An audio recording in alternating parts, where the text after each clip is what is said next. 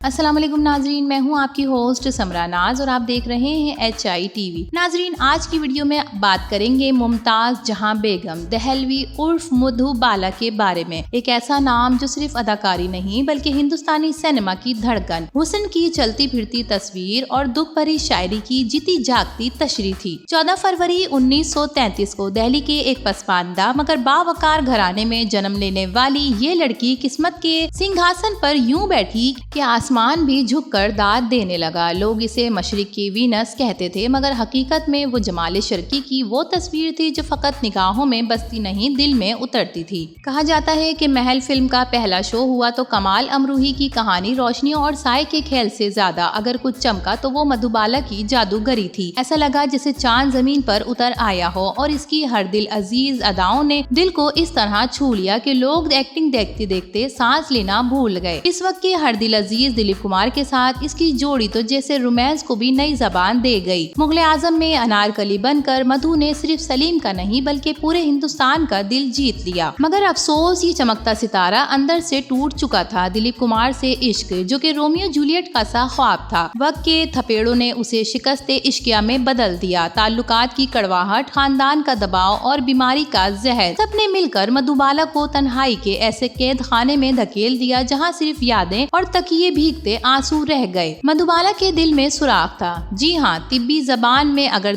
कहा जाए तो कॉन्गेंटियल हार्ट डिफेक्ट, मगर इससे कभी इसके चेहरे पर मायूसी को साया फिगन नहीं होने दिया। वो मरते दम तक कैमरे के सामने इस तरह हंसती रही जैसे जिंदगी उसके साथ नहीं, वो जिंदगी के साथ खेल रही हो। बरसात की रात, चलती का नाम गाड़ी, हाउस नंबर 44 जैसी फिल्मों में इनकी बेसाख्तगी, बांकपन और सादगी ने देखने वालों को मशहूर कर दिया। मधुबाला सिर्फ अदाकारा नहीं थी, वो दिल्ली की अंदरूनी शहर की महकी हुई गलियों, लखनऊ के नाजो अंदाज और बम्बई के शोबिज दुनिया की वो नायाब खुशबू थी जिसे वक्त का कोई झोंका मिटा नहीं सका। इनकी जिंदगी का आखिरी सफर ज्वालामुखी की तरह था। वो हर लम्हा दर्द, मगर हर दर्द में भी फन की ताबानी। 23 फरवरी 1969 को जब ये नाज़नीन दुनिया से रुखसत हुई तो न सिर्फ सिनेमा खामोश हो गया बल्कि लगता था कि हंसी मोहब्बत और ख्वाब भी अपने साथ दफन कर लिए। मगर आज भी जब पसे पर्दा स्क्रीन पर उसकी मुस्कुराहट उभरती है तो दिल पे अख्तियार कह उठता है कि मधुबाला, तुम फकत फिल्मों की अदाकारा नहीं थी, तुम ख्वाबों की शहजादी और दिलों की मलका थी और हमेशा रहोगी।